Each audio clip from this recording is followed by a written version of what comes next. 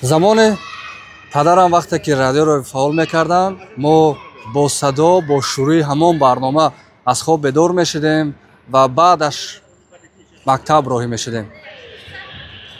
بعداً آمدیم همکار دوست شدیم که هستی نفر وقتی که صبح وطن میگیم سبحان جلیلوف نفری که دیگر نیاز به معرفی نیست. خوش آمدید. من خیلی خرسندم که راضی شدید به برنامه و امیدوارم که صحبت خوب و قانع به تجربه که شما دارید خواهد شد. بخش اول بخش چراها نام دارد که سبحان و باید کوتاه جواب دهیم. چرا با بعضی چیزها سازش کردن ناممکن است؟ برای اینکه بعضی سازش های هم هست که به ناسازشی می‌آورد. بعد درباره همان موضوع نمیخواید حرف زنید؟ چی موضوع و چرا؟ هر موضوعی که مثلا برای مردم شوخ‌آور نیست، هر موضوعی که محرمانه است، هر موضوعی که فقط به من و باز یک کس دیگر دخل دارد، این فکر میکنم موضوعی نیست که نفر سوم فهمد. میگویند که ایجادکار به آزادی مولوی رسیده باشد چیزی بهتر و خوبتر ایجاد میکند، اما چرا هر چیز جهانی که هست در سخت‌ترین روزها پیدا شده و میشود؟ من فکر نمیکنم که وضعیت خوبی مولوی باعثی تحریک یافتن خیال بافی باشد. مثلا اگر شما دانش، استعداد و ذوق نداشته باشید، میلیوندار هم که باشید، همون قدر اینتלקت دارید، همون قدر ذوق دارید، همون قدر دانش دارید. دانش دیگر چیز است، مثلا وضع مولوی کاملا دیگر چیز است. شاید کمک میکند برای بعضی کارها برای شما، مثلا امکانات فراهم میارد، ولی استعداد شما را، دانش شما را و مهمتر اصلا عقل شما را زیاد نمیکند. ولی تا امروز با هر یک نفر ایجادکاری که تا اینجا صحبت کردیم میکنیم تقریبا همین چیزا بهانه میارن که حالا به آزادی مولوی نرسیدم که در حسابی کارهای جهانی کارهای خوبتر و بهتر کنم. گفته آزادی مولوی مثلا برای شما امکان میدهد که در ورق سفید بنویسید، ولی اگر شما فانتزی بوی دارین در ورق زرچه هم مثلا شедور آفریده میتوانید. میفهمید؟ چرا از دست داده هایمون عزیزتر و بقدرتر میشوند؟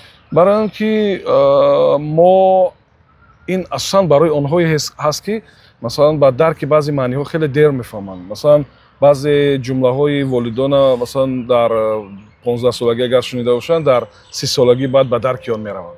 برای که الکه تقریبا همون سال فرزند دارن یا کمی خیلی؟ بله، هم فرزند دارن و هم خودشون بعضی چیزهایی که در گذشته والداشون، مخصوصا اگر عزیزترین گفته والدان در نظر داشته باشیم، خودشون همون چیزا رو تجربه میکنن و بعد به قلب اونا میرسن. چرا پورا به نویسندگی نمیگذارید؟ من تقریبا اگر 2 سال بیکار بودم، 2 سال، 1.5 سالی اون فقط نوشتم و میدونید 60 خوب همین اسئوی کوتاه و حکایت‌های خردک پیدا شد، 60 تا. یعنی فکر میکنم که برای مثلا چیزی نوشتن برای شما یک از همه مهم یک کاری کمتر، نگروزکا یا سرباری کمتر در کار است و وقتی زیادتر در کار است. با کدام سوال چراهای خود جواب یافتید، با کدامش نه؟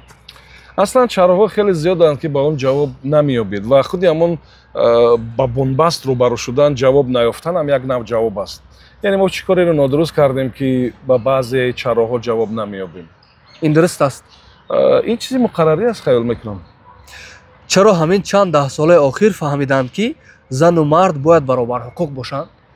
نه، اینا پیشتر هم فهمیده بودن، پیشتر هم میدونستن و مثلا مردمی که مثلا اگر مردم ما را در نظر داشته باشین، اونایی که دانش خوب دارن، مثلا دانش‌های شرعی خوب دارن، میدونن که بعد از اسلام موقع زن در روزگار انسان‌ها خیلی بالا رفت و ببینین تا اسلام هم مقایسه کنید که با زنان چه خیلی مناسبت بود و بعد اسلام چه خیلی مناسبت است. یعنی هر نفری که دانش خوب داشت، هر نفری که فهمش خوب داشت، به این پروگرام و نمیدونم برنامه ها و گرانت ها هم میدونست که موقع زن چی است. درباره مرگ فکر میکنید و چرا؟ هر روز قریب که هر روز و چیزی بسیار مقرری است. انسان ها باید در این باره فکر کنند، زیرا که انسان میدوند که جاودانی نیست و یک روز باید از این دنیا برود و چه خیلی اومدن شاید مهم نباشد، چه خیلی رفتن فکر میکنم که بسیار مهم است. چرا فکر مرگ زندگی رو شیرین تر میکنه؟ فکر میکنم که وقتی که شما درباره مرگ فکر میکنین و احساس میکنید که وقتتون خیلی کم مونده است، ҳамон фурсати хеле кама аввалтар аз ҳама барои амалӣ кардани нақшаҳои бузургтаре сарф мекунем. чаро аксарият дер оиладор шудаҳо ҳам пушаймон мешаванд, зуд оиладор шудаҳо ҳам? медонед, мо ба баъзе чизҳои умумӣ баъд дода мешавем. Масалан, худи хуштоманҳо, худи масалан муносибат бо хуштоманҳо, масалан ки дар латифаҳои русия аст, аз фарҳанги мо нест. Аслан мо ин гуна ба хуштоманҳо муносибат надорем. ва ҳаминам боз аз фарҳангҳои дигар, аз латифаҳои дигар, аз масалан баъзе чизҳои дигар ба мардуми ворид шудааст, ки масалан фикр мекунам ки ҳар касе ки оиладор шуд зиндагиш барбод рафт. Ин тавр нест. ина бо шӯхӣ баъзеҳо бо шӯхӣ миёни ҳам ифода мекунанд ва баъзеҳои дигар ина бисёр ҷиддӣ қабул мекунанд ва баъзеҳо аз он ҷумла занҳо ба ин чиз бовар мекунанд. вагарна хушбахт будан ё набудани инсон аз худи ҳамон фаҳмишу донишу заковату ақли ҳамсараш ва худаш ва атрофиёнаш вобаста аст. гуфтед ки камакак дароз шуд, гуфтед ки аз фарҳанги дигар мондааст то ҳолӣ. барои чӣ мо аз худамонро натонистем ҷорӣ кунем мобайни халқ, мобайни миллати худамон? барое ки мо аксаран масалан побанди баъзе мавқеъҳое ҳастем ки масалан дуруст нестанд. масалан дар гурӯҳи шумо агар дар донишгоҳ як нафари камтар калонсолтар бошад, ҳама ба андешаи ӯ гӯш мекунанд, барои он ки ӯ камтар калонсолтар аст. ҳамин чиз барои мо халал мерасонад. яъне аслан бояд ин тавр набошад. аслан бояд ин хел бошад ки андешаи бисёр хубу нека бояд қабул кард, навобаста аз он ки кӣ мегӯяд. киҳо ва чаро суҳбати моро то охир бояд бибинанд? ман фикр мекунам онҳое бояд бибинанд ки ба мо, ба шахсияти мо, ба барномаҳои мо таваҷҷӯҳ доранд ва онҳое ҳам бояд бибинанд ки моро қадар хуш надоранд ва бад мебинанд. вақте ки ин хона ворид мешен, ҳар ҳафтае ки рӯзе ки меем, чӣ эҳсос ворид? эҳсоси беғамиҳо, эҳсоси кӯдакиҳо, эҳсоси бисёр ҷолиби беолоишӣ, як эҳсосе ки охирам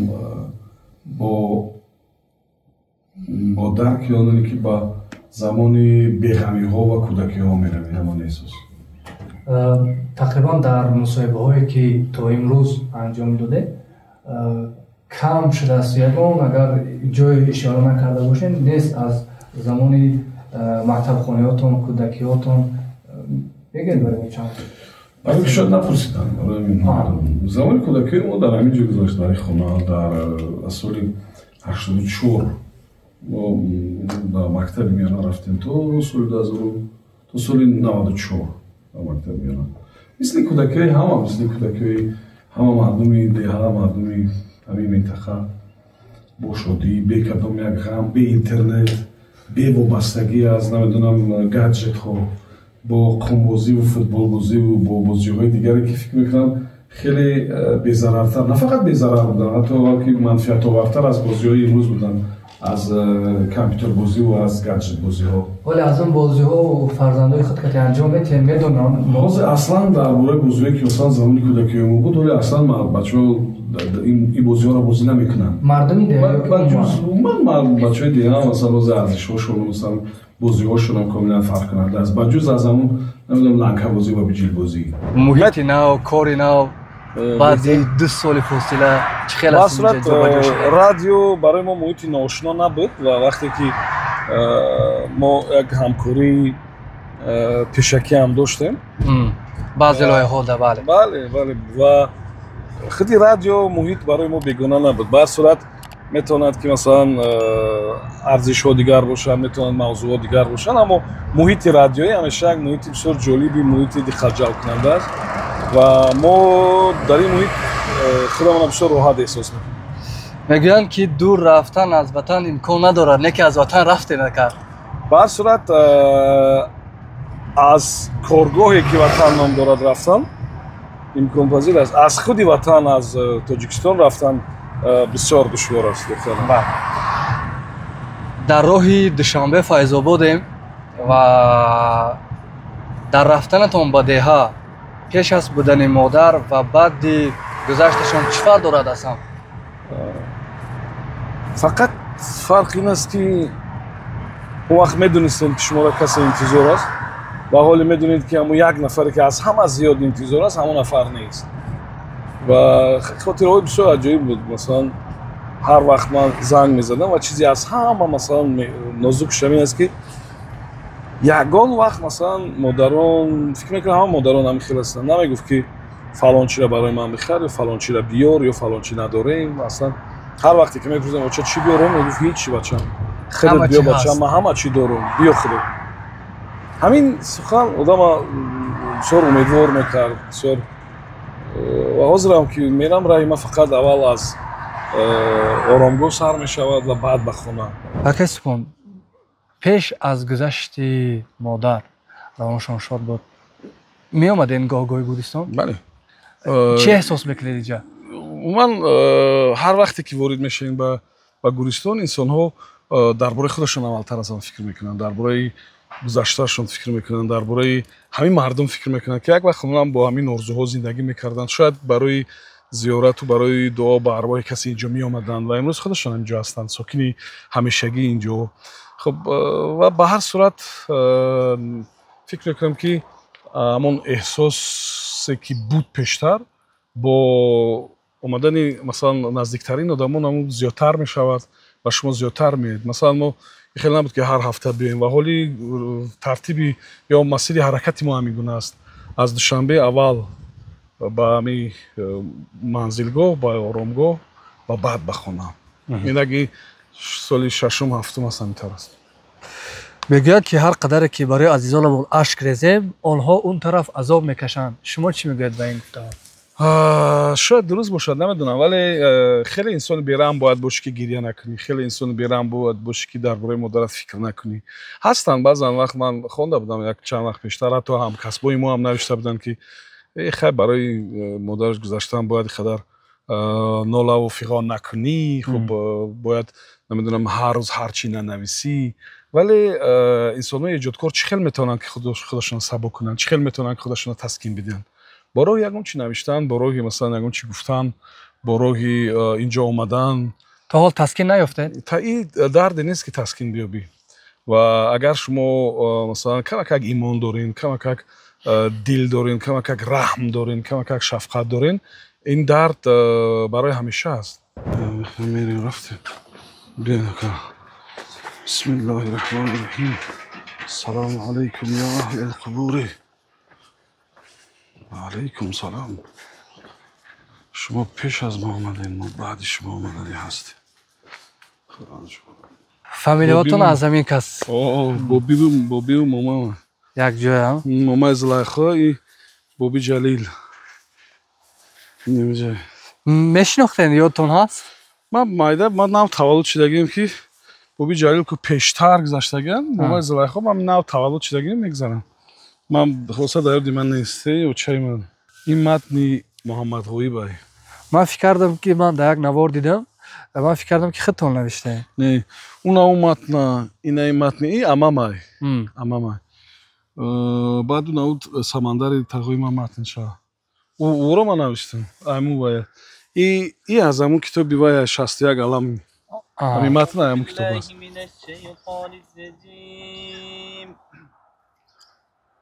بسم الله الرحمن الرحيم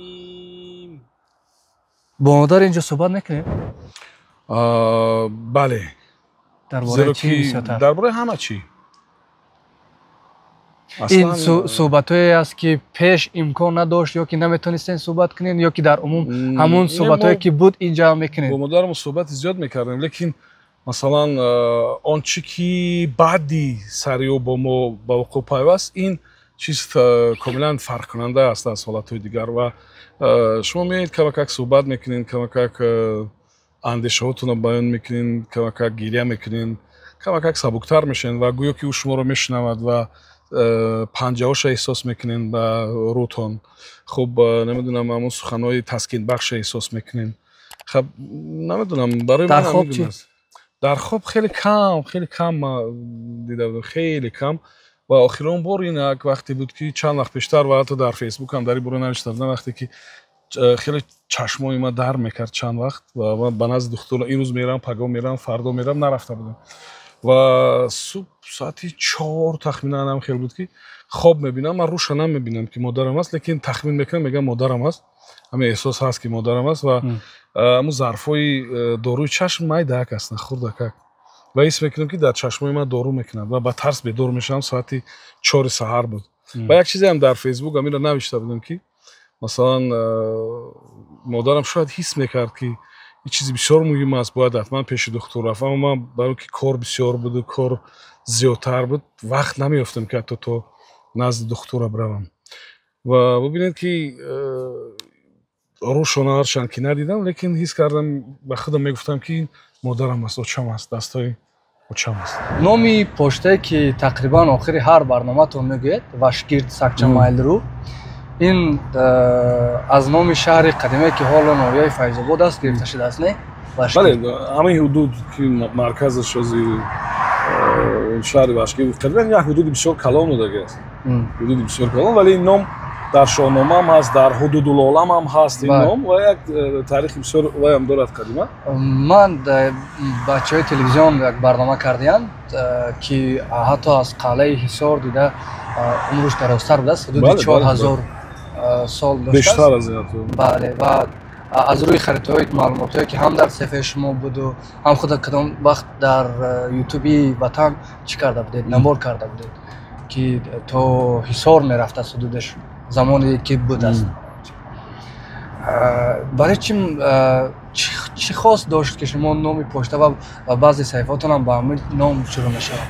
ин медонед як 25 сол пештар буд, ҳанӯз вақте ки нав почтаи электронӣ пайдо шуда буданд, нав пайдо шуда буданд, шояд як 25 сол пештар ва аз инам шояд пештар буд. ва ҳамон вақт шояд як эҳсоси камакак дуртар омадан аз зодгоҳ буд, намедонам, ё ва ҳамин ном бисёр барои ман мақбул буд ва ҳамин ном аслан ин гуна номҳо бояд гум нашаванд.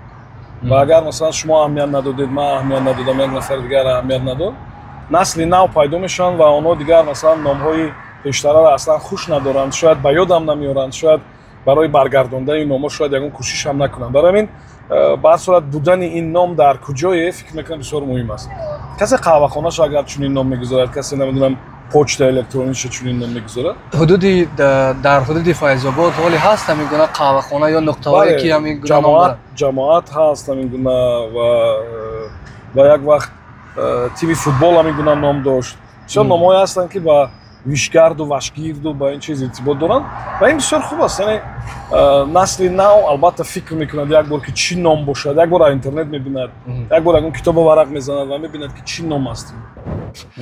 ҷои вайша соли 810 омадагиам, 852 хусои ҷамун акада инҷара мегӯем куҷо аст, чӣ аст? мархади хоҷа ҳотами Асам соли 810 меоянд барои тарғиби дин ба ҳамин мавзеъҳо. ин муриди Шақиқи Балхӣ аст. Шақиқи Балхӣ дар вилояти Хатлон кӣ будагӣ аст? яке аз донишмандони бисёр бузург, яке аз нафароне ки дар илм, дар риёзиёту, дар дину, дар хуб ман донишҳои васеъ дошта ва яке аз намояндаҳои бисёр бузурги дин дар ҳамин минтақаҳо аст ва мардум ба зиёратгоҳи ӯ бибинед, ҳотам ибн Умон Асам табақаи авлиё аст. хонияти ӯ Абдураҳмон буда аз қудамои машоихи Хӯросон аст, аз аҳли Балх, таваллуш Балх. бо Шақиқ суҳбат дошта, устоди Аҳмади Хизравия аст. ба Вашгирд ки аз навоҳи Балх аст вафот кардааст. яъне мардум ба ин мархат, ба ин шахсият, ба ин шахс бисёр таваҷҷӯҳу эҳтирому эътиқоди хоса доранд ва мардум хеле зиёд ба зиёрат меоянд. ва кадом вақто меоянд инҷа ё ки дилхоҳ вақт меоянд? масалан ҳар вақт, масалан барои мисол ҳар нафаре ки ба Русия меравад меоянд инҷо зиёрат мекунад, меравад ва ҳар нафаре бақал як дуо мегирад, меравад ва ҳар нафаре ки масалан камакак аз донишҳои шаръиву донишҳои масалан замонавӣ ҳам ҳатто як нафаре ки масалан таъриху адабиётро бисёр хуб медонад, медонад ки ин шахсият ки аст. худатон сари чанд вақт инҷа меоед? ман ҳар вақте ки фурсат мешавад, ҳар вақте ки ба ноҳия меоям ва ҳар вақте ки мисли шумо ягон кас ҳамроҳи мо меояд, мо ҳатман ӯро инҷо меорем, ба хотире ки яке аз зиёратгоҳҳо, яке аз ҷойҳои бисёр муқаддас. сайёҳоро ҳам меоранд инҷа? сайёҳам албатта меоянд, хеле зиёд меоянд барои дидан, барои درنشان امکان دارست ابن عنوان ابن یوسف بلخی ملقب به اسم. و یک دوم میکنیم اینجا بعد میریم. باشه برای چی نه؟ بسم الله الرحمن الرحیم. بسم الله الرحمن الرحیم. اعوذ بالله من الشیطان الرجیم. بسم الله الرحمن الرحیم. خداوند از ثواب این زیارت ما را بهره‌ور بگردان، برار برکت و کشایش نصیب ما و همراهان ما بگردان. ربنا آتنا فی الدنیا حسنة و فی الآخرة حسنة و قنا عذاب النار برحمتک یا ارحم الراحمین.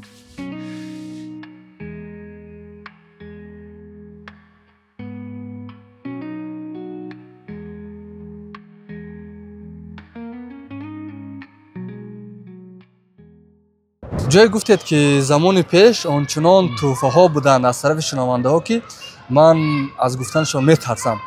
بود حالت هایی که به خانه تان رفتند، یعنی آن توفه ها، آن مخلص ها و در ضمن ریاکس یا خود حالت مادر فرزندانتان چه خیلی بود آن زمان؟ ما قریب که اصلا هر چیزی که مردم توفه می آوردن در اتاق کاری نگاه می داشتن. شما دیده بودین؟ یعنی که قریب همه چیزی که مردم می آوردن توفه، اگر او غذا بود مردم می‌خوردند، اگر نمیدونم شیرینی بود مردم نوش جان می‌کردند، اگر کدام یک نمیدونم درز دوزی بود، کدام یک گل بود، نمیدونم کدام یک مصوره بودن، هر چی دیگری که بود در اتاق کاری نگاه می‌داشتم. کم چیزا ما خانه می‌بردم، خیلی کم. و از اون اتاق کاری هم بسیار چیزا را با مهمونا و با نفرای دیگری که می اومدن با اتاق، با نفرایی که مثلا کدام چیزی برایشون معقول میشد برای اونها تقدیم می‌کردیم. یعنی اون چیزی که گفتم که توفای کلان هم بودم، البته بودن که ما از خودی همون شنونده ها و خیلی بینادور هم هستم. توفای خیلی قابل ملاحظه هم بودن. حالی چی؟ حالی هم هستن، حالی هم مهربانی، حالی هم محبتی شنونده ها هست، حالی هم در راه ها مثلا سلام علیک. اگر قیاس کنیم اون وقت شاید زیادتر بود، اون وقت شنونده هم کاملا دیگر بودن و رادیو هم کمتر بودن و رقابت هم شاید اینقدر به این حد شدیدتر نبود. ولی به هر صورت ولی همان شنونده های باقی موندن که همسین سال ما هستند، همراه ما کلان شدن، پیر شدن و اونایی هستند که اونا به قدر سخن و برنامه و به قدر ایجادکارا بهتر میرسن. اکای سپان، چند روز پیش و بار دوم یا سوم است که تلویزیون‌ها درباره بلاگرها که چه خیلی کانتنت میکنن و تا کجا هست موضوع کردن و به فکر من این هم تو برای از روی خط گذاشتن، یعنی به قول برای گالش که بود. شما چی نظر دارید؟ نگاه ما با بلاگرها کاملا من تماشا کردم، همون گزارشایی که درباره بلاگرها است تماشا کردم. میدونید خب چیزی که ما رو حیران میکنه چی است؟ حاضر تمام مغازه ها، تمام کارخانه ها، حتی ابداره ها، کسی نمیدونم کدام قهوه خانه، طرب خانه میکشد، حتما بلاگرها اول دعوت میشن.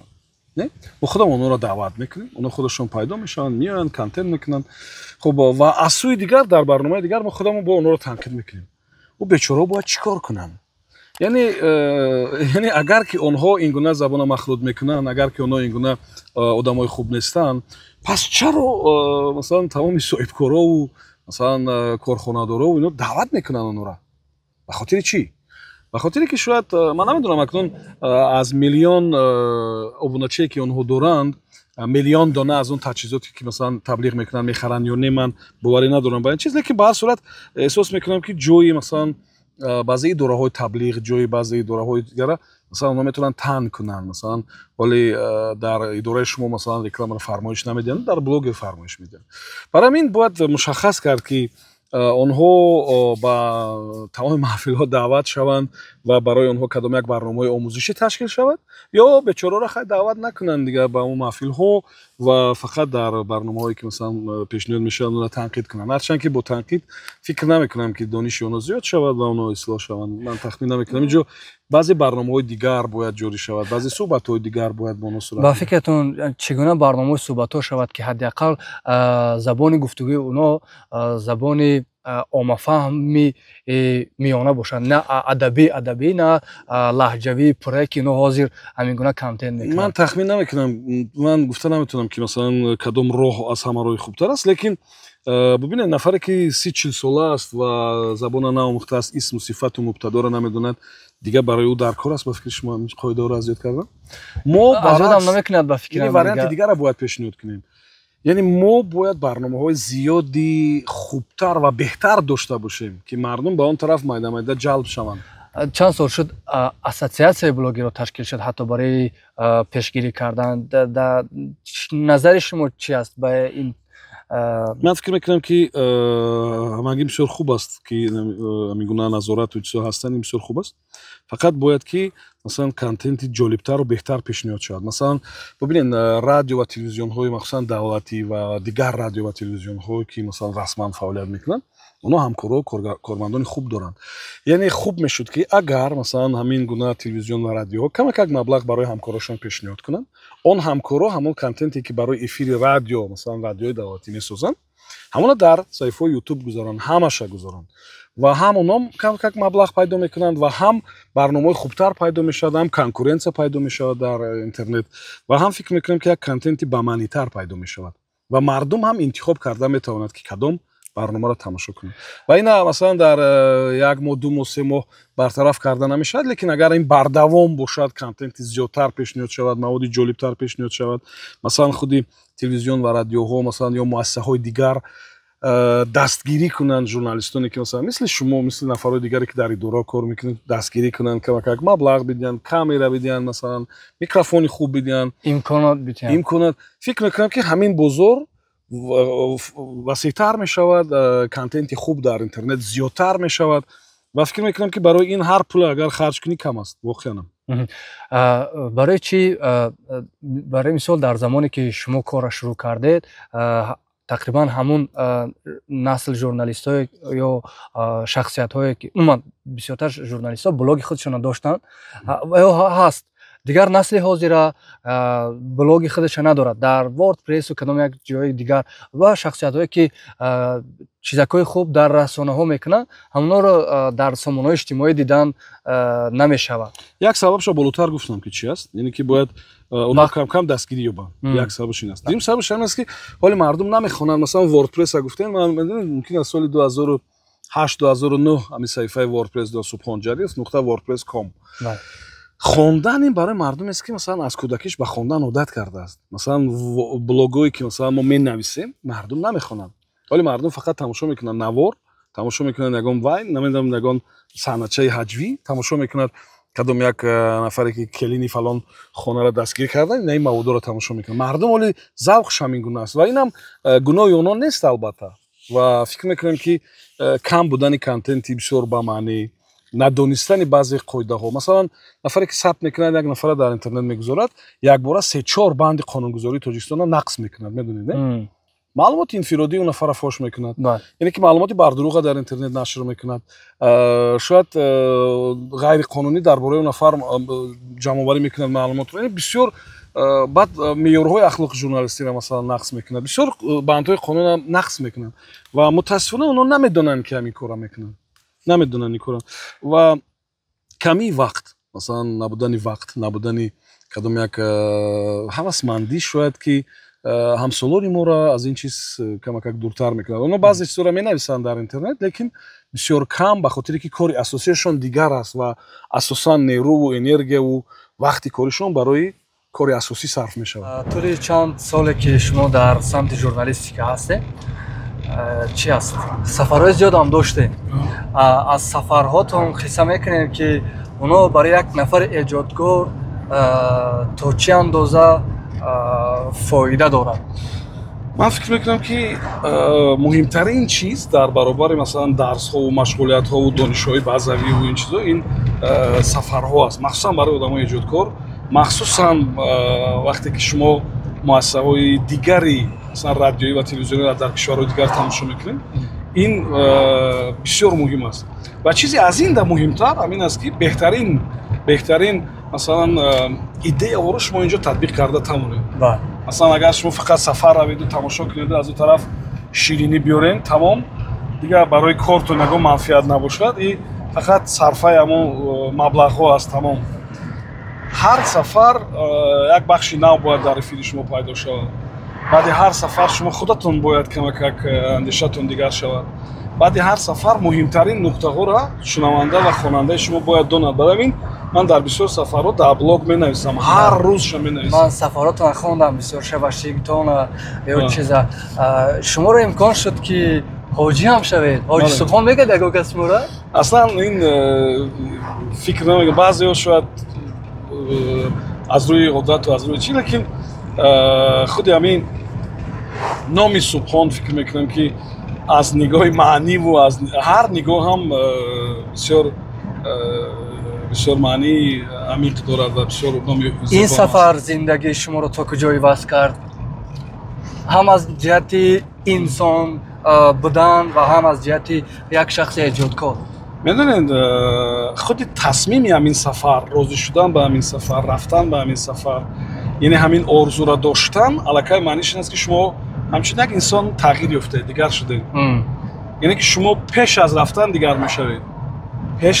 دیگر میشوید به خاطر اینکه بسیاری ها هستند که امکانیت های مالیوی بسیار خوب دارند اما خداوند راضی نمیشود که این سفر انجام بدن میفهمید بله یعنی از این نقطه نظر میگم که شما پیش از رفتن دیگر میشوید پیش از رفتن الکی فکر میکنید در این باره و مسئولیت بعدی بازگشت هم الکی دیگر احساس میکنید در خودتون چی دیگرگونی حس کرده پیش از رفتن به حالی میدونید دیگرگونی همین است که شما کوشش میکنین مثلا اگر یک عمل خوب داشتین یا یک نمیدونم عادت خوب داشتین بیشتر همون را یعنی رشد بدین دیگر کنین اگر یک جای ثواب داشتین یک کاری ثواب داشتین فکر میکنم که کوشش میکنید که اونا زیادتر باشن به خاطر که احساس میکنید که انسان ها را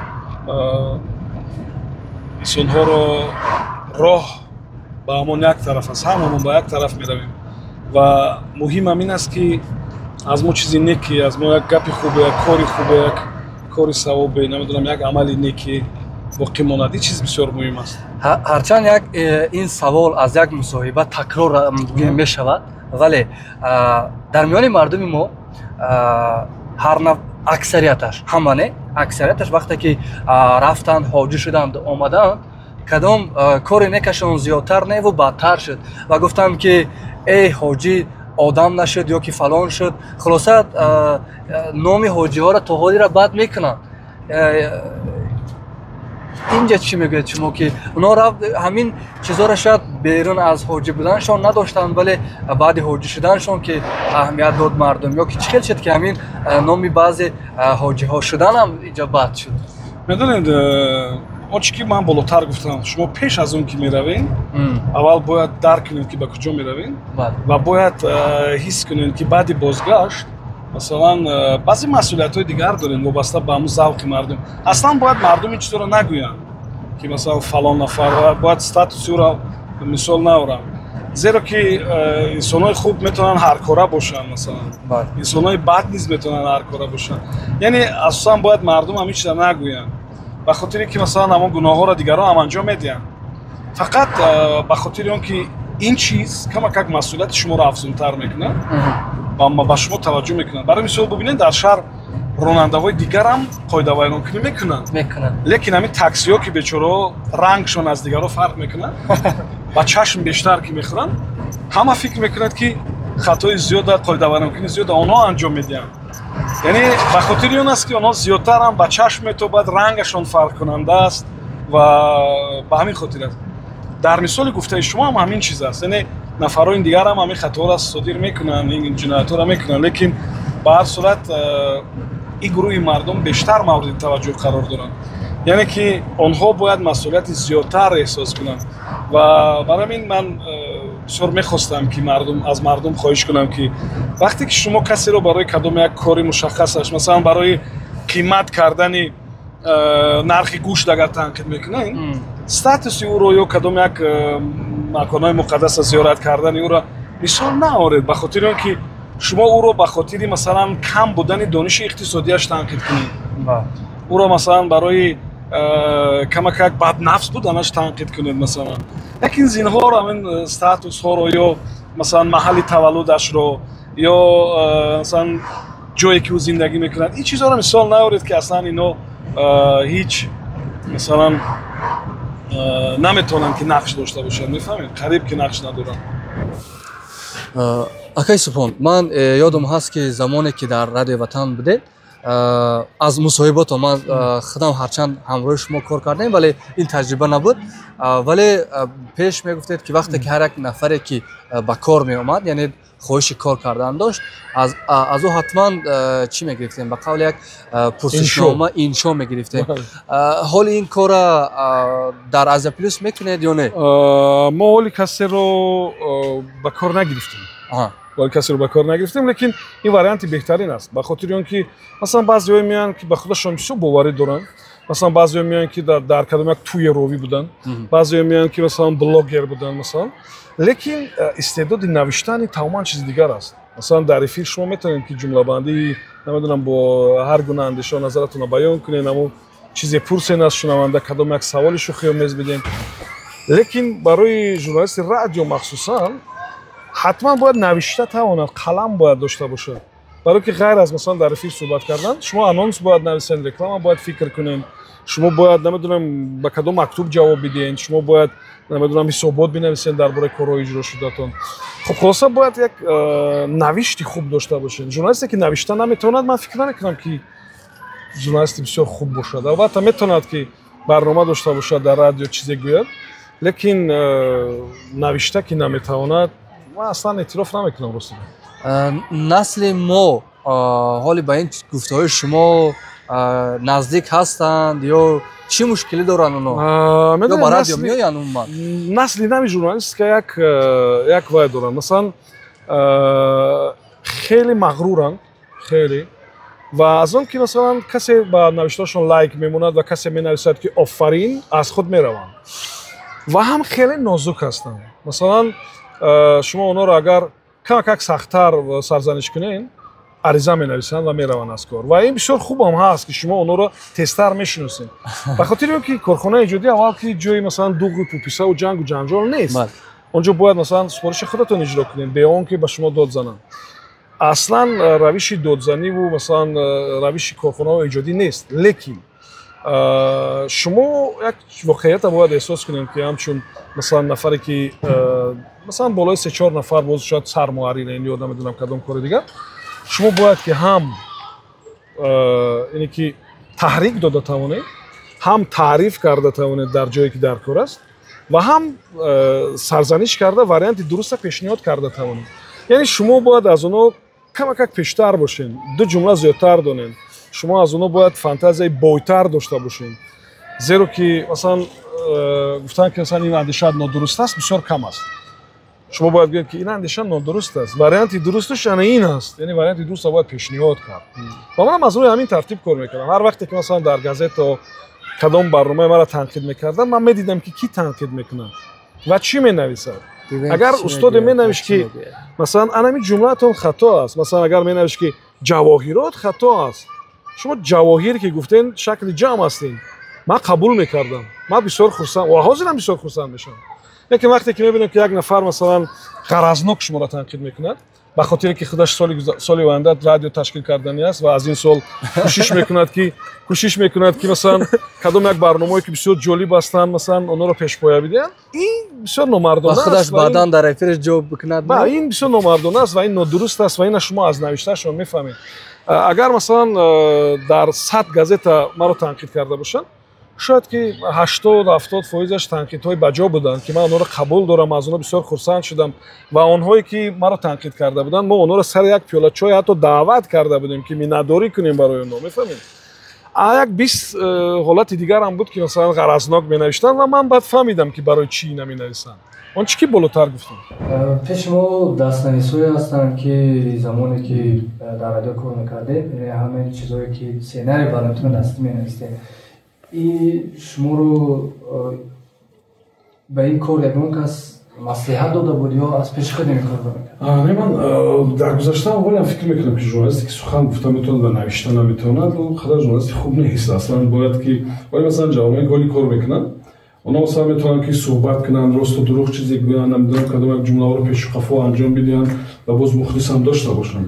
Лекин масалан ду ҷумлаи дуруст навишта наметавонанд ва индаҳшат аст ва ин фоҷиа аст ва ин аслан барои журналист айб аст ки шумо ду ҷумлаи дуруст навишта натавонед. Ҳамин корро шумо ки омӯзон?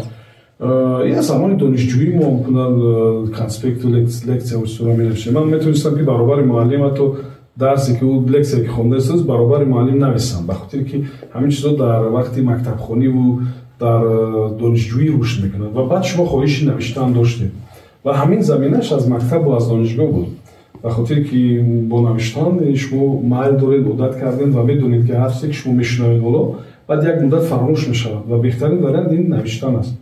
Барои ин мо шояд 40-50 та мегӯяд дафтарҳои калон боша. Ино албатта дафтарҳое ки агои сафарҳо истифода мешуданд, масалан дар вақти куҷое будан, куҷое рафтан, масалан ин дафтар мо вақте ки дар Полша будам, масалан ҳар рӯзи душанбе Франкфурт, Варшава, рӯзи нӯҳум ва ҳар рӯз баъди кор мо менавиштам ки имрӯз чӣ шуд, чӣ нашуд ва дар блог мегузоштам, дар саҳифаи блог ва эҳсос мекардам ки ҳамон рӯзҳо, ҳамон вақт масалан шумори бинандарои блог зиёд мешуд, ба хотире ки бисёр содда менавиштам ва ба хотире ки ба чизҳое аҳамият медодам ки масалан як сайёҳ масалан шояд кам аҳамият медиҳад.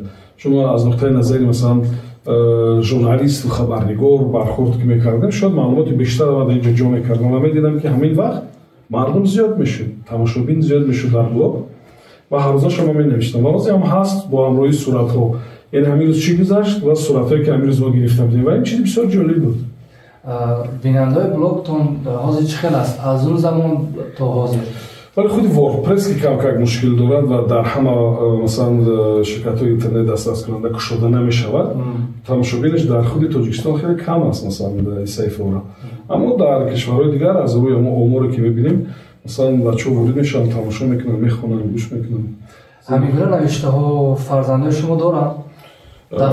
دفتر علی جان با این چیز شوق دارد. علی جان برای او بسیار مهم است این. علی جان شوق دارد و میدونه که بعضی چیزا نفر زیاد کار کی هست نه؟ بله. اینم برای اینم حوصله و ذوق در کار است. دخترچه‌تون چی؟ ولی خورد است. او کم میتونه. البته المپیادها دیگه اشتراک می‌کنه. المپیادا ولی از زبان ادبیات و یک چند حکایچه خوب و کم نوشته بود و یک حکایه‌اش تو بچه‌ها از روی حکایه اون یک فیلم انیماسیونی 3 دقیقه‌ای هم تیار کردن و هست اون فیلم از روی یک حکایه‌اش. یکی کم این چیزا داره. من فکر نمی‌کنم که اون چیزی تو کدوم اندازه مثلا جدی با این کار نشه. شما مصلحت دادین یا که چه شد؟ اونا می‌بینن وقتی شما می‌بینن که شما شب روز می‌نویسید این چیز با اونا تاثیر می‌کنه.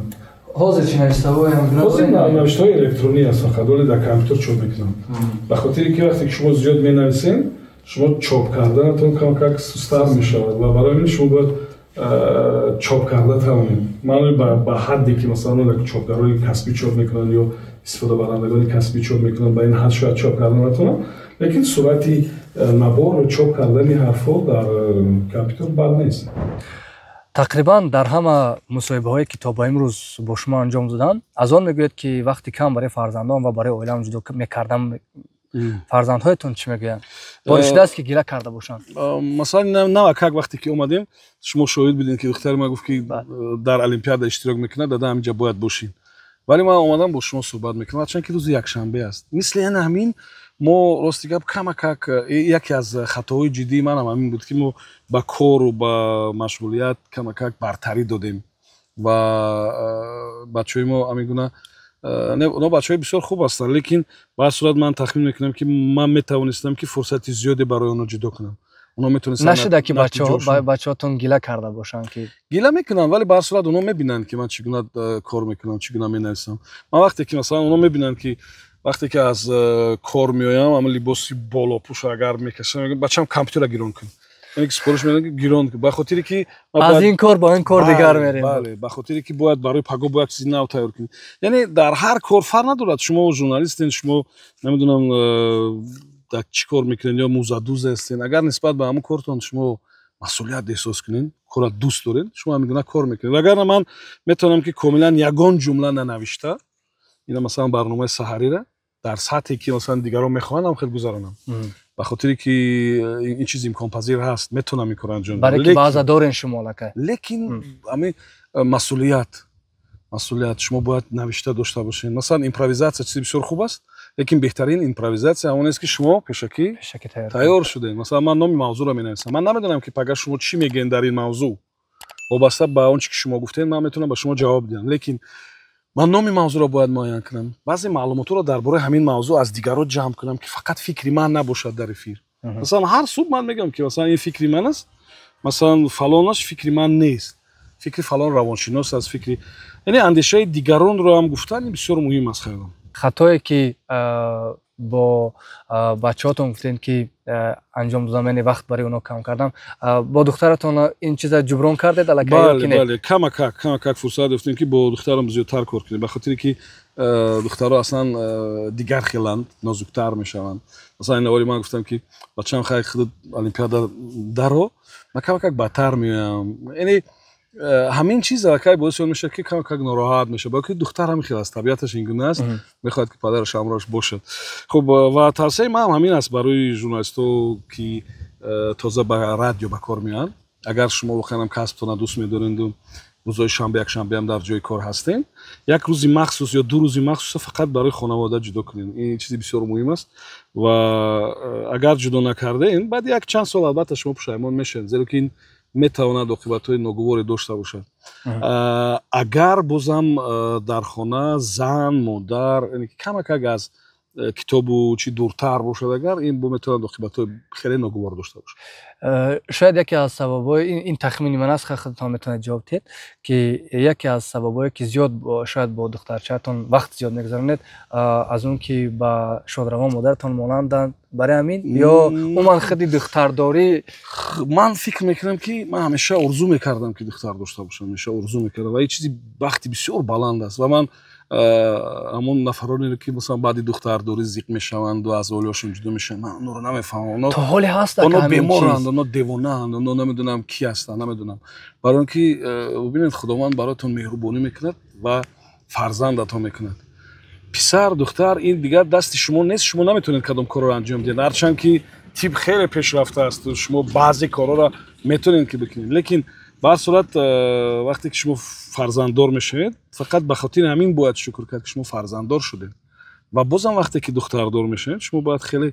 خود رو خوشبخت احساس کنید مثلا من خود رو خیلی خوشبخت احساس میکنم و انسان هر گونه میشه شما باور نمیکنید که مثلا بعضی عادت‌های ناخوبی که مثلا شخصا من داشتم و باز صاحبان دخترهای دیگر داشتن بعد تولد دختر شما از اونها دست میکشین شما آدم خوبتر میشوید میفهمید به خاطری که شما از چی دست کشیدین برای من از بسیار عادت‌های ناخوب دست کشیدم از بسیار عادت‌های ناخوب دست کشیدم یکیش میتونین مثلا سیگار کشید دست کشیدم تو پیش از دخترچه دار میکشید از پیش از او مثلا بعضی عادت‌های دیگر مثلا بعضی مثلا رفتارهای ناجور مثلا دارین مثلا یا بعضی نمیدونم برخوردهای نادرست دارین نسبت به جنسی دیگر شما خیلی بهتر میشید از نگاه اخلاقی نیست باور کنید اگر واقعا هم کمک چی میگن در این باره فکر کنید اگر میتونیم دانیم که مادر با یگان بیماری گذشتن دیل کمک فشار بلندی همین گونه بیماری داشتن کمک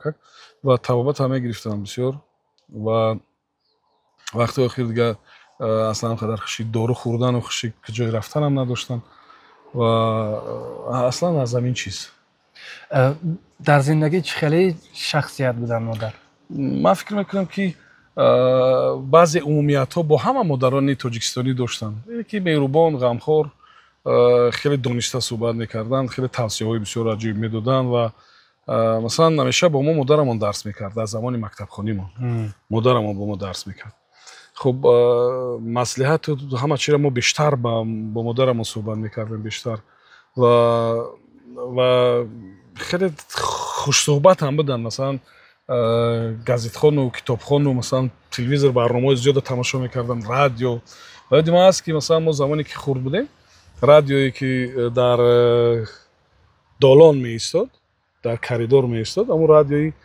пештара радиои 5 сомон мегуфтанд. барномаи радио идораи ҷавонӣ масалан барномаи ҳамроз доим барномаро гӯш мекардам ва ин тавр шуд ки ман баъди чанд сол дар ҳамун идора ҳамун барномаро таҳия мекардем.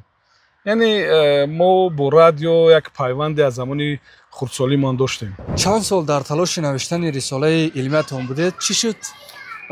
олем анҷом наёфтааст. Ман дар ин фосилаҳое ки доштед берун аз радио натавонист? сабаби асосияш ҳамин набудани вақт буд. Набудани вақт.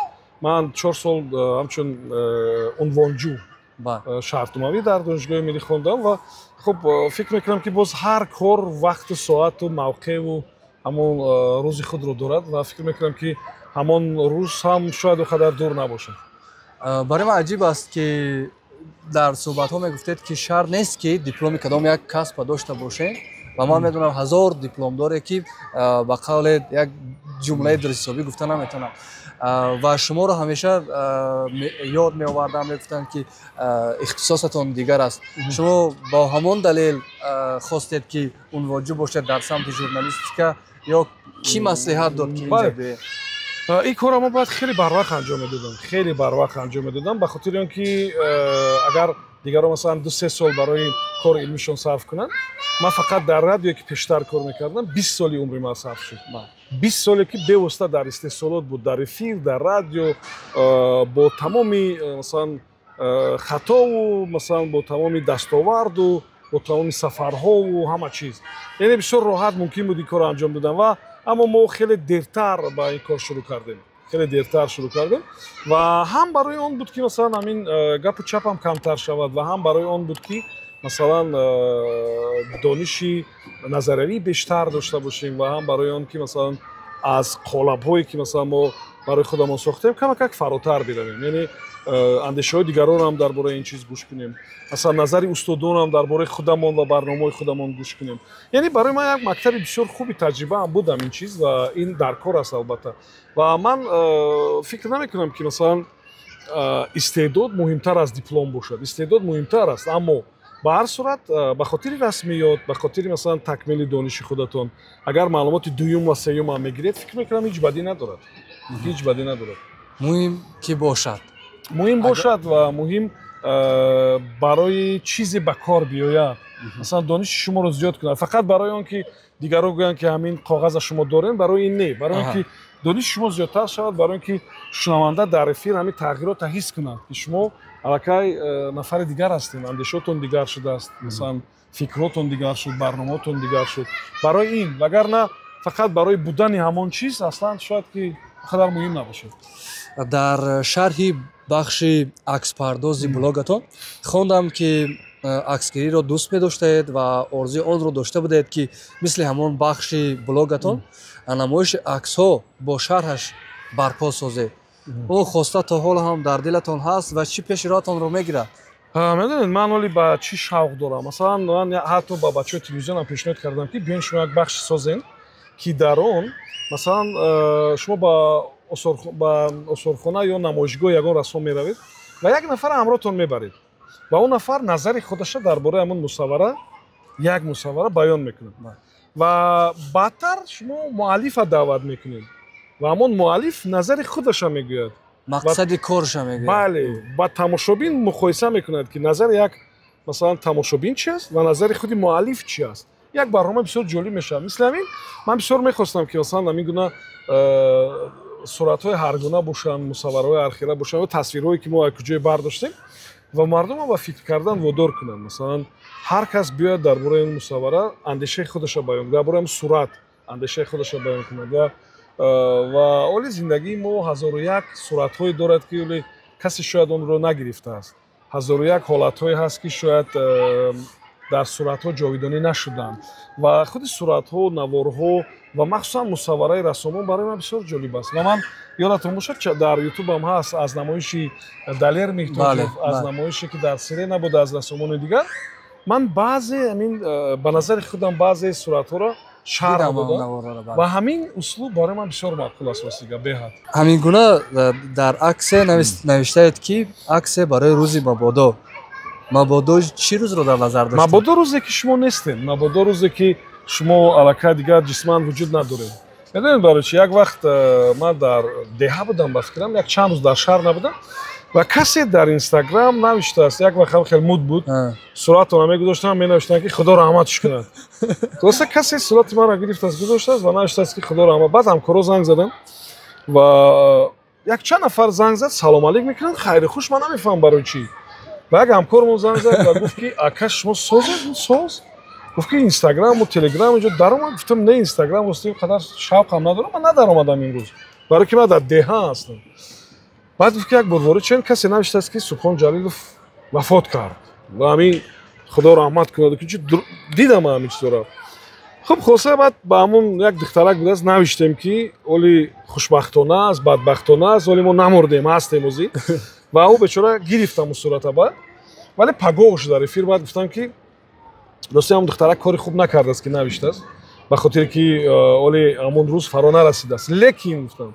یک چی برای من معقول شد شما یک عکسی را انتخاب کردین برای همون نکرولوگ که برای من بسیار معقول بود عکس برای من معقول است دیگه ضروری باشه یعنی که از هر یک حالت رادیو طلبات رادیو همین است که از هر حالت حتی حالتی که درباره مرگ شما می‌نویسن باید یک خیلی بیرون شوید که مثلا شنونده تبسم کند شنونده ناراحت نشود مثلا دیگر راوی شاید میتونست که جنجال کند در افیر گپای پست بالا گوید که من تو رو به سود میدیم من تنها گفتم که شما کاری خوب نکردین که میرم موندین لیکن انتخابتون بسیار با من معقول شد عکسی بهترین مرا انتخاب کردین زیرا که من فقط دو عکس دارم که با گالستوکم اونجا تمام یک تاش خیلی گرفتگی نه بله همون عکسی که با گالستوک گرفتگی من همون عکس مونده است یعنی یک چهره یک زیوی نما و یک مانند با چهره مثلا بچه‌ای که ولی با شیمو کاستوم با گالستوک من گفتم که کارتون خوب نبود لیکن انتخاب صورتون بهترین بود در موضوع دختر گفتیم یک رسانه یک نوار نشر کرد که صفی دختر جوان‌ها مخصوصا از خانه‌برایی یا دورشوی گم شوی درسترش زیاد شده است و حدودی 1000 گفتن اگر خطا نکنم خیلی شنیدم شما چی نظر دارید که چی شده است که مناسبت با دختران کاملا باید دیگرگونه باشد دیگر خیلی باید باشد و من تخمین میکنم که همین از گم شدن دخترها که از چند مدت در دوشنبه هم رسانه میشه قریب یک 10 دختر میگونه برای یک مدت گم شدن از خانه بخوله یعنی باید حتما مایه نگرانی باشد به خاطر که چیزی بسیار مهم است و خدا نخواسته که همین چیز به عنعنه تبدیل نیابد به خاطر اینکه ما دختران که مثلا تفکر انتقادی اونقدر رشد کرده ندارن خیلی جوان هستن مقایسه کرده نمیتونن مثلا دانش شاید سطحی ضروری ندارن میتونن که تقلید کورکورانه کنن و همین گونه باعث ناراحتی خودشون و اهل اویلشون شد اونا ولی نمیدونن که مثلا این عملشون چه عاقبت‌های ناگواری داشته میتونه اونا ولی نمیدونن که مثلا بعد 100 سال یک زن یک کمپیر یک نفری پیدا میشه میگه که این فلان نفر 10 روز در خونه‌شون گم شده بود و این میتوند که برای یک دنیا معنی داشته باشه بله میتوند که برای آبروی خود او و خانواده او تاثیر بسیار بد داشته باشد برای همین حتما باید پیشرویی نگرفت حتما باید با دخترها صحبت کرد که این عاقبت‌های خیلی ناگواری دارد در مسئله تربیه در تربیه گیریم ما همیگونه یک کتاب یک شخصیت یک متخصص من فکر میکنم که نداریم یا یک دستور عملی که هست بعضی دستور عمل ها اما کپی شده از کدام یک رسانه ها از فرهنگ دیگر است برای چی ما تا حالی نداریم یک دستور عمل برای تربیه فرزند که برای پدر و مادر جوان کمک کند که حداقل خودشان زمان نادرست اگر گوشه خطا کردن ولی در مسئله فرزندشون این گونه خطا را تکرار نکنند من فکر میکنم که هست این گونه اگر از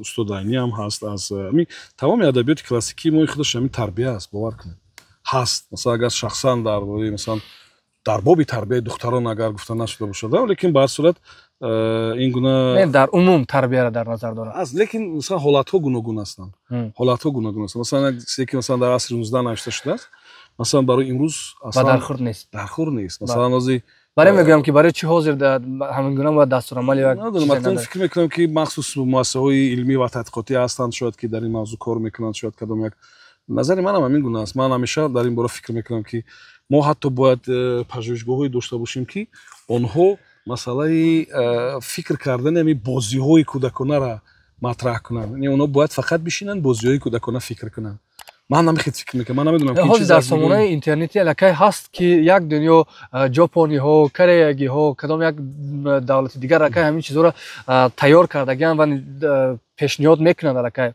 فقط اون باید دید و قطعی و فرزند خود عملی کرد نمیدونم شد علیمونی ما هم داشته باشن ما نمیدونم در مسئله اون که گفتیم همین گونه چی نباشد برای مثال شما برین شخصیت های هستند که مثال میتونند که با همین گونه یک دستورالعمل شما در صفحه وردپرستون دارید همین گونه وصیت‌نامه برای فرزند بله این من فکر نمی‌کنم که برای همه یا که تربیه یا چند سوال هایی که هست اینجا من آوردم یک چند تاشا چراهایی که شما نوشته بودید 2010 اینجا هست ولی میخونم که همینا میتوند که یک دستورالعمل خیلی خوب باشد.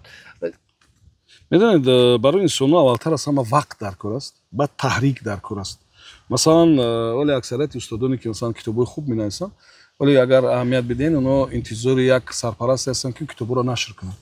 میاد ولی کدام یک دستورالعمل چاپ کردن و نشر کردن و خب اون رو فروخته توانستن این کار آسان نیست. برای همین شاید که استادای عزیزی ما که تجربه زیاد زندگی دارن با این چیز دست نمیزنن به خاطر که یک پروسس است که یک اداره باید کار کند یک ریاست باید کار کند یک مثلا یک 10-12 نفر باید کار کند این که کاری نیست که یک نفر به تنهایی انجام بده. اما اون چیزی که شما در وردپرس گفتین من برای خودم یک صفحه چک شدم اونایی که نمیدونن شاید یک بار وارد میشین با صفحه وردپرس با صفحه سبحان جلیلوف اونجا من یک زیربخش شدم وصیت‌نامه برای فرزندان. بله یعنی اونجا یگان چیز از نگاه علمی و از نگاه نمیدونم کدام یک تجربه های علمی نیست.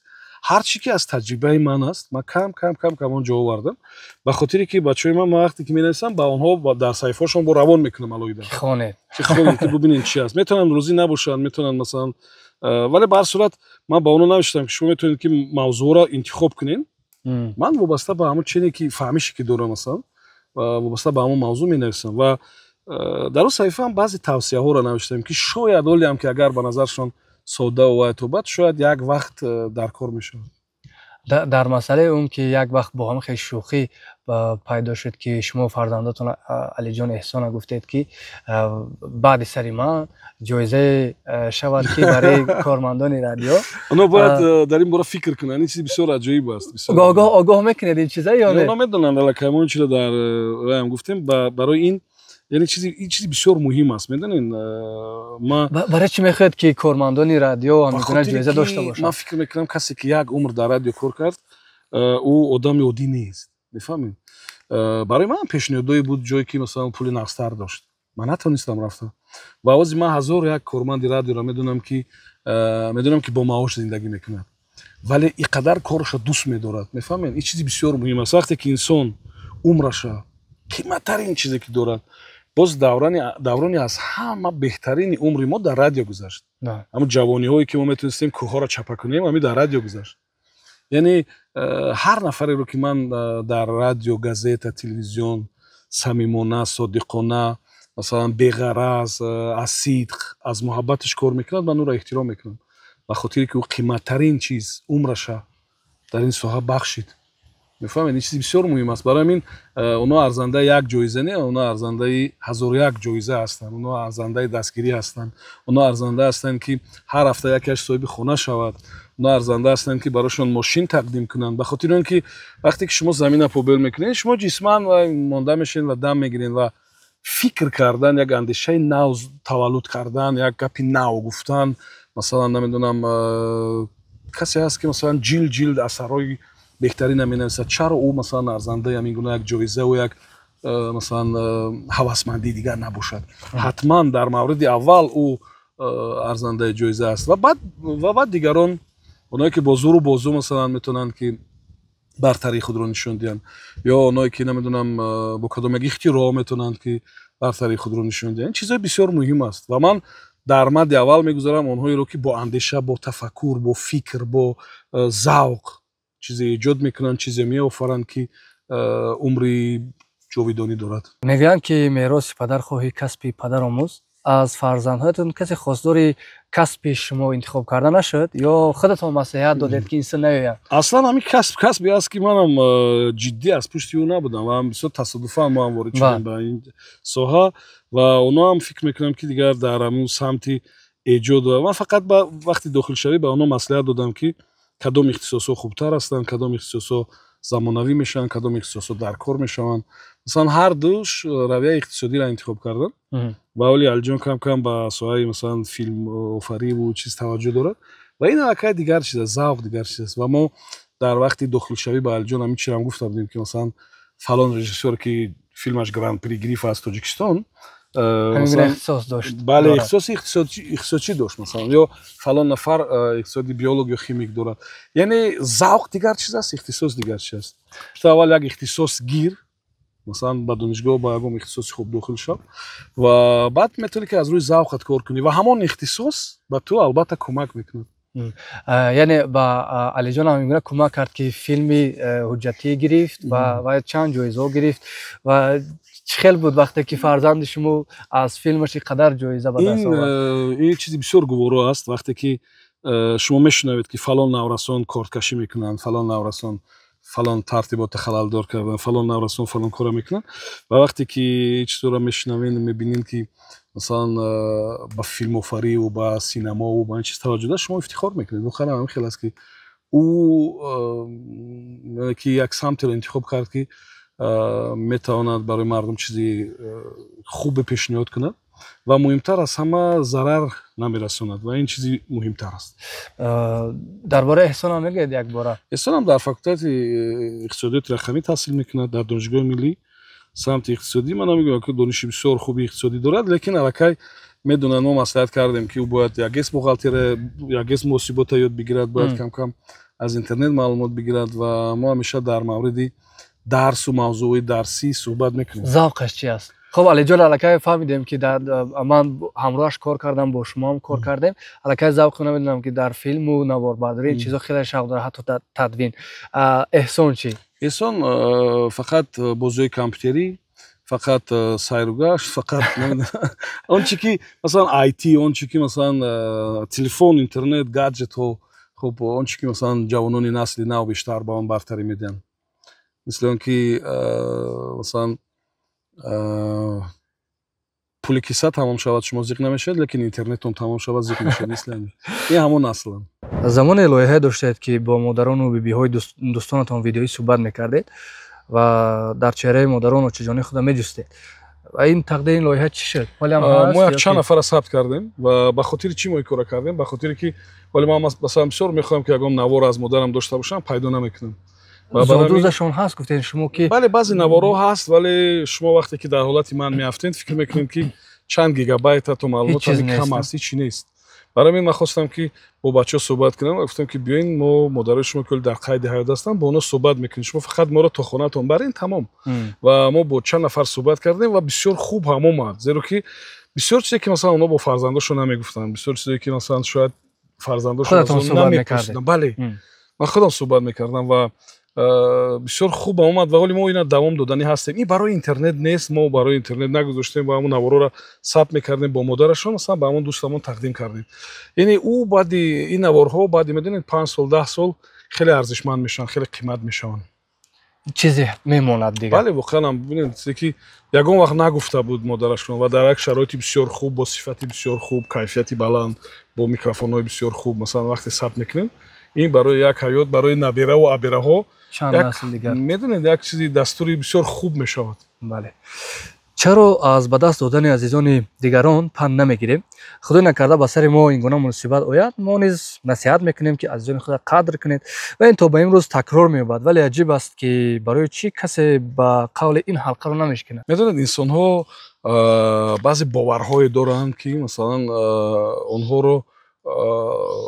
اونها رو همیشه میدونید در حالت نگاه میدونند که اونا فکر نمیکنند که مادرشون امروز هست و فردا نیست. اونا نمیخوانم چیزی قبول کنن، هیچ کی نمیخواد قبول کند و من هم زمانی فکر میکردم که مادر من همیشه با ما است. مثلا من فکر میکردم که مادر من اینی که ولی خیلی فرصت میابیم که با او صحبت کنم با نوار بگیرم ثبت کنم. من خیلی فکر میکردم و همه همین طرف فکر میکنم. ما همون واقعیتی رو که دربارش میدونیم رو قبول نمیکنیم. مثلا میدونیم که اونها یک روز میگذرند، میدونیم که شاید این همون روز پگاه باشد، ولی به هر صورت بازم همون باوری که نه ولی عمر دراز میبیند ان شاء الله، همون باوری ما را کمک از عملی کردن بعضی نقشه ها و از چیزا باز می‌دارد. این هم شاید بد نیست که مثلا ما همیشه می‌خوایم که آنها باشند ولی به هر صورت بعضی انسان‌هایی هست که حتی بعد گذشتن نزدیکترین نفرشون از این گذشت، از این تنهایی سبق نمیگیرن. برای اونها اصلا مهم نیست و ما وقتی می‌بینیم که بعضی‌ها سال‌ها و ماه‌ها مثلا یگان بار اوچه نمیگن، مثلا یگان بار مادرشون رو به یاد نمیارن، من حیران میشم که آیا ممکن است که شخص همین گونه باشد که مثلا هیچ وقت مادرش یاد نیارد یا مثلا به خانه پدرش بیاید و به گورستان نیاید. خیلی مثلا در اندیشه من این چیز نمی‌گنجد. من تصور کرده نمیتونم که مثلا ما بیایم به ناحیه ولی پیش مادرم همین آرامگاه نیایم. میفهمین؟ من در مغز من در تصور نمی‌گنجد. این نصیحت به فرزندای خودت میکنین یا میبینن الکی میدونن که ما همین ترتیب داریم و بهترین سبق همین است که اونو ببینند. مثلا شما میتونید 1000 بار بگین ولی وقتی که یک بار با ماشین اومدین و شما اول راست به گورستان اومدید و بعد خونه رفتین، اونا میدونن که پدرشون همین خیر میکرد. بله، زیرا که بسیار مهم است. ببینین گویا مادرتون در خانه همسایه نشسته است و شما پیشش نمیروین. میفهمید؟ میروین به خانه پدری ولی مادرتون خبر نمیگیره، انتظار میشد. میفهمید؟ این بسیار کار خوب نیست و این نمیدونم باید خیلی بی‌رحم باشی، خیلی بی‌رحم باشی که مثلا به دهه بروی و به گورستان با عیادت پدر و مادرت نروی. من نمیدونم، بعضیا شاید فکر میکنن که اصلا این مهم نیست، بعضیا شاید فکر میکنن که اصلا این شاید یک چیزی مثلا زیادتی است، نمیدونم، بعضیا شاید هم خیلی فکر میکنن، اما برای من نه. برای من مثلا شاید یک یا دو بار که شبانه اگر من به خونه آمده باشم شاید اینجا نآمدم شبانه دیگه، همیشه اول میام گورستان و بعد خونه میرم. چی حرفای مادر همیشه در سرتان هست؟ خریب که همه چیز، خریب که همه حرفا، خریب که هر چیزی که مثلا ولی موقعی که ما هستیم و هر چیزی که اوزی داریم همش این کدام حرفا را از گفته های همونا به فرزندای خودتون میگه؟ مثلا من بسیار میخوام که اونو اولتر از همه در مکتب بسیار وای باشم، برای که ما با مادرمون درس میکردیم و ازی شما سنخط دیدین که من چی می نویسم. این اولتر از همه همون تأثیری مشغولیت با مادر است. یعنی اولتر از همه مکتب، کتاب، دفتر خوندن و بعد مشغولیت و هر چی که مثلا ولی ما در جای کار داریم، مثلا بچم گپی را به دیگه کس نگو، گپی دیگه کس به دیگه کس نیار، یا که مثلا یکی مثلا والدین ما، مثلا پدر ما، مادر ما، اونا انسانای خیلی دستکشات بودن و حالی هم خیلی هست، برای که مثلا ما در یک جای زندگی میکردیم نزد بیناهای بلندآشیانه. من میدونم که همون تمام مردم از بیناهای بلندآشیانه غذاپزی در دگدان و نانپزی و مثلا استفاده از همون دیگ و تهدیگی و هر چیز دیگر یا تیار کردن کدام یک غذاها، اونا با خانه ما یک رفت آمد بسیار وای داشتن و 1000 بار شده بود که هم ساختمانایی که در نزد خانه ما بود، خانه ها و مثلا باغچه و نانهای گرم، مثلا زمانی که ما مکتب خوان بودیم و اونجا ساختمانچی کار میکردن 1000 بار میشد که ما نان گرم به نزد اونا میبردیم. مثلا فکر دو تا نان برام ساختمانچی میخرن. اونا البته داشتن امکانیتی غذا و واگن و برای اونا علایده غذا تیار میکردن و زمان همین خیلی بود. زمانی نورسی‌های ما این آخری سالهای 80 شاید، ولی به هر صورت من 1000 بار دیده بودم که کار مادر ما برای ما سپارش میداد. مثلا یک عنعنه بسیار خوبه که کدام یک کلین تولد میکرد یا کدام یک زن از دوگانه ها و از شناسا و یا که از همسایه ها تولد میکرد، فطیری روغنی بالاش نمیدونم تخم یا کیم چی میفتن به خانه همون نفر بردن در کار، برای که او کودکدار شده است. یا همین عنعنه های بسیار عجیب که در زمینه مثلا دستکشادی و سخاوتمندی و مردم بود، ولی کم کم از میان میرود و مردم کم کم بی‌مهرتر میشوند، حتی در دیه ها و در ناحیه ها نیز همچنین. در صحبت گفتید که متاسفانه نداریم لایه‌هایی که 40-50 سال عمر داشته باشند. صبح وطن به این گفته ها خیلی نزدیک بود ولی 20 سال نشد. میدونید بعضی حتی استادان ما، بعضی استادان هم به این نظر هستند که ҳамин барномаро бояд тез нав кард. Барномаро бояд нав кард, чизи нав пешниҳод кунем. Лекин ман тахмин мекунам ки касбияти бисёр баланд, истеъдоди ё нишони истеъдоди фавқулодаи шахс, нишони ҳавсалаи кори шахс ҳамин аст ки барномааш 20 сол, 30 сол, 40 сол, 50 сол садо бидад. албатта табиист ки ӯ як гапа намегӯяд ин 20 сол, 30 сол. мавзӯи гуногун дорад, масалан суҳбатҳои гуногун аст. Лекин ман фикр вобаста ба замон нав мешавад, ҳамқадами замон мешавад. Бардавом будани ҳамин лоиҳа бигзору аз кор равад, нафари дигар меяд, ҳамун лоиҳаро бояд идома бидиҳад. Яъне мо баъзе барномаҳое дорем ки дар озумр ҳастанд, аммо мутаассифона ки ба баъзеҳое ки масалан ин супорида мешавад намебурад. баъзеҳо фикр мекунанд ки бояд тез нав кард. мегиранд барномаро бо номи нав пешниҳод мекунанд, лоиҳаи дигар ва ӯ лоиҳа баъди 1-2 моҳ баъд гум мешавад ва ҳамин гуна яъне мардум он чӣ ки интизор аст ро гирифта наметавонанд. барои ман бисёр мехоҳам ки мо барномаҳои телевизионӣ ва радиоӣ дошта бошем ки умри дароз дошта бошанд. чаро намешавад? 20 сол, 30 сол, 40 сол, барои он ки болотар гуфтем, барои ки як нафар меояд, як 2 моҳ 3 моҳ кор мекунад ва меравад раи радиои дигар. аз ӯ радио меравад намедонам кадом як корхонаи дигар, аз уҷо бо гашта меояд бо ба ҳамон радио. яъне инсонҳо баъзан вақт барои ҷустани худашон вақти хеле зиёда сарф мекунанд, барое ки намеёбанд ҳамон мавқеъро, ҳамон ҷои худро, ҷои пои худро намеёбанд ва барои ҷустан вақти бисёршон сарф мешавад. гуфтед ки тақрибан 2 сол танаффус доштам ва тавонистам ки хеле чизоро эҷод кунам. ҳоло ки директори барномаи радио Аза Плюс шудед, навиштанатон чӣ хел аст? баъзе чизакҳои хурдак, як масалан кадом як чормисрагиҳо дар як ҳафта як маротиба ин гуна имкон ҳаст ва дигар фурсати зиёди масалан нишастану чӣ нест, ба хотире ки агар шумо хоҳед ки барномаи хуб дошта бошед, агар шумо хоҳед ки масалан гап нашунавед, агар шумо хоҳед ки талаботи рекламадиҳандаро қонеъ кунед, камакак аз болои худатон бояд кор кунед. яъне фикр накунед ки шумо масалан сармуҳаррир ҳастед ва шумо бояд ки дигар кор накунед.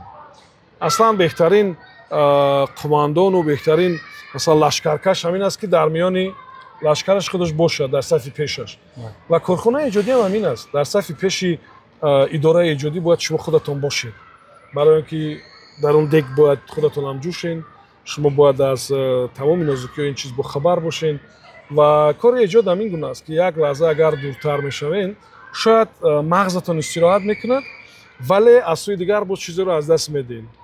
масалан ҳар рӯз агар шумо 10 саҳифа нахонед ва ҳар рӯз агар 5 саҳифа нанависед, шумо ҳамон истеъдоди худро гум мекунед ва шояд ки ба қафо намеравед, лекин ба пеш ҳам намеравед. ҳамин гуна фурсате ки тақрибан 2 сол доштем, тақрибан наздик ба ҳамин гуна фосила, фурсат барои худатон барои навиштан дода метавонед? кадом ҳолат фақат шумо ё истироҳат мекунед, ё худро бемор вонамуд мекунед, 2 ҳафта намеоед. ман ба ҳамин роҳ мумкин аст ин корро анҷом додан, лекин ба ҳар сурат мо мефаҳмем ки ҳамин реҷае ки ҳозир ман дорам масалан реҷаи нодуруст аст масалан. барое ки лекин аз сӯи дигар нодуруст ба кадом маъне ки масалан шумо метавонед ки баъди соати кори дар кор бошед, рӯзҳои шанбе якшанбе дар кор бошед. масалан шумо худатон ҳамчун як эҷодкор аз ин ҳаловат мебаред, дар ҳоле ки масалан кодекси меҳнат барои шумо 2 рӯзи истироҳат додааст, не? худатон эҷод мекунед, роҳат ба кайфият кор мекунед, роҳат. ин аз як ҷиҳат хуб аст, лекин аз он ҷиҳате ки масалан шумо нисбат ба худатон хеле бераҳмӣ мекунед, ин албатта хуб нест, барои он ки ҷисми шумо дар баробари он ки ба кору эҷоду ба таҳрик мағзатон ҳам масалан ниёз дорад, ҳамин гуна ба истироҳат ҳам ниёз дорад. шумо бояд истироҳат кунед, лоақал хоб кунед, масалан ҳамон 8 соате ки духтур мегӯяд, аммо 8 соат бояд хоб кунед. ва бисёр мутаассифона ки баъзан вақт мешавад ки масалан шахсан ман 2 соат 3 соат хоб меравам.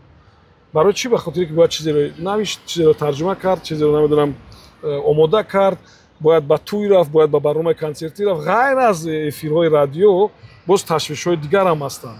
телевизион аст, масалан туйҳо ҳастанд, барномаи консертӣ аст, барномаи намедонам истироҳатию фароғатии дигар ҳаст, тренингҳо, семинарҳо ки онҷо ҳам ба ҳайси ровӣ шояд иштирок мекунем. ва тавре гуфтам вақте ки шумо камакак масъулият ҳис мекунед, шумо наметавонед ки ҳамин гуна ҳамон рӯзи кушодашавӣ равед ва суҳбат кунед. ҳатман ман бояд ки дар бораи он маълумоти зиёд дошта бошам, ягон савол тартиб диҳам, ман бояд сценария дошта бошам, ҳарчанд ки میتونم که مثلا با واسطه یا با ایمپروویزاسیا هم چیزا برگزار کنم، لیکن تیار شدن نشانی مسئولیت حس کردن است. مثلا مراتب دیگر شما رو البته دعوت میکنن، با شما مراجعت میکنن، به خاطری که میدونن که شما نسبت به این کاری خیلی ساده‌تون خیلی جدی مناسبت میکنید. چی مصلحت برای تیم کاری تو ایستگاه میده؟ میدونین توصیه از این صحبت خوشت آمد یا نه؟ اصلا مرا صحبت کردن در موضوعی که مثلا برای شنونده جالب است، بسیار مقبول است، بسیار خوش میاد و هم طوری که ما در اول صحبت ما گفته بودیم شما و باز چندین نفر دیگر بچه‌ای که در تلویزیون و رادیو کار میکنید همین برنامه باید داشته باشین. به خاطر چی؟ به خاطر که ولی ما هممون میگیم که فلان نفر برنامه به معنی داشت، فلان نفر برنامه فحش داشت. اونا رو نمیشود که کشت، اونا رو نمیشود که مثلا پشت پنجره برد. بفهمید اونا اینترنت دارن استفاده میبرن، اونا رو با همین راه میشود که کمک باز تربیه کرد، میشود که مزاجانی که اونا دارن یا مخلصایی که اونا دارن به سوی خود کشید با راهی ساختن همین گونه و از این بهتر کانتنت هایی که برای دایره وسیع مردم مقبول است. خب ببینید نسلی که از پیدا می شود، از این نسلی که مثلا اکثریت از اون ناراضیان، مثلا میگن که زبان ما را خراب کردن یا نمیدونم برنامه خوب ندارن، نسل نوی که پیدا میشه از اینا فرق دارن. مثلا اونا اندیشه دیگر دارن، اونا زبان خارجی را میدونن، دو سه زبان خارجی را. اونا مثلا اگاتا کریستی مثلا دختر من صرف 6 سالی همین روز ما 2 کتاب اگاتا کریستی با زبان روسی خریدم براش. این همین روز. به خاطر چی؟ به خاطر که میگه دادم من فلان جا دیدم و کتاب خوب بود، کتاب برای من بخوام. با نوشته با سایه دست براش. یعنی که نسلی که ولی تربیت میشن و کلان میشن اینا خیلی دانشمند میشن و خیلی پیشرفته میشن. ببینید از فناوری ها 2 ساله و 3 ساله ها استفاده میبرن. یعنی برای اون که شما طلبات اونا رو قانع کنید باید یک کانتنت خیلی با صفت و خیلی خوب مضمونن باید آماده کنید تا توجه اونها رو جلب کنید. برای شما من موفقیت میخوام، ضرر میخوام، خسته باید نشوین، زیق باید نشوین که این نوار شما رو فقط 50 کس تماشا کرد، کاملا زیق نشوین. برای اون که ببینید من وقتی که تئاتری در قزاقستان یک تئاتر خورده که نام جاز صحنه نمایش بهترین تماشا کردم، اونجا 50 نفر میشینن، 50 نفر میشینن و 50 نفری که اونو احساس میکنن هر نفسی اکتورا همون اثر خودشون خواندن، میفهمید معلومات دارن، کارگردون رو میشناسن، هنر رو میدونن. یعنی هیچ وقت راه افتاده نشوین که مثلا کانتنت های شما در یوتیوب درآمد نمیارد یا تماشابین کم دارد. آهسته آهسته شما میتوانید که صف تماشابینای خود رو زیاد کنید. ولی کمک انتظار شاید که اونا از نوارهای فحش و از نوارهای نمیدونم دلگیر شونده خسته شون، البته طرف شما میاین حتما. حرف برای امروز و آینده ملت. من بسیار میخواهم که نام تاجیکستان همه جا با افتخار صدا بدهد. من بسیار میخواهم که مردم ما مخصوصا زنها کتابخوان باشن. بسیار میخواهم که اونا هم دانش‌های شرعی و هم دانش‌های مثلا یعنی زمانوی داشته باشن، کم کم از هر باب برخوردار باشن. من بسیار میخواهم که بچهای ما هر کجای دنیا که میروند آنها فراموش نکنن که معرفیگر یک ملت بسیار بسیار قدیم و بزرگ هستند.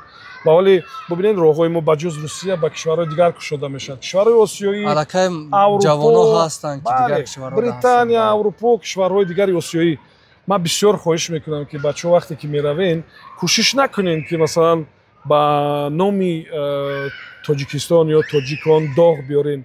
شما کوشش کنید که بعد شما هر نفری که میگه از تاجیکستانم او را با آغوش بگیرن، دستش بفشورن و گوین که بهترین انسان‌ها هستن. من بسیار میخوام که همین چیز را فراموش نکنیم، برای که این چیز بسیار مهم است، چون سمت‌های نو که کشیده میشود ما باید همیشه کوشش کنیم که نام مردمی ما، نام ملتی ما، نام مثلا کشور ما و میگونه ملت سازی در همین است دیگه. برای فقط با خوبی، با خصلت‌های نیک، با کارهای نیک، با دانش‌های نیک. ما ولی بچه‌های خیلی زیاد داریم که در خارج موقع‌های بسیار استوار دارن، جاهای بسیار خوب فعالیت میکنن. برای این خواهش من همین است که بچه‌های ما هر کجایی که رفتن فراموش نکنن که نامبردار یک ملت بزرگ، یک دولت بسیار بزرگن ва ҳатман бояд ҳамин рисолати худро фаромӯш накунанд, то дар оянда мардумони дунё бо тоҷикону бо Тоҷикистон як нигоҳи нек дошта бошанд, назари нек дошта бошанд. Ташаккур ака. Зинда бошед. Саломат бошед. Тамом.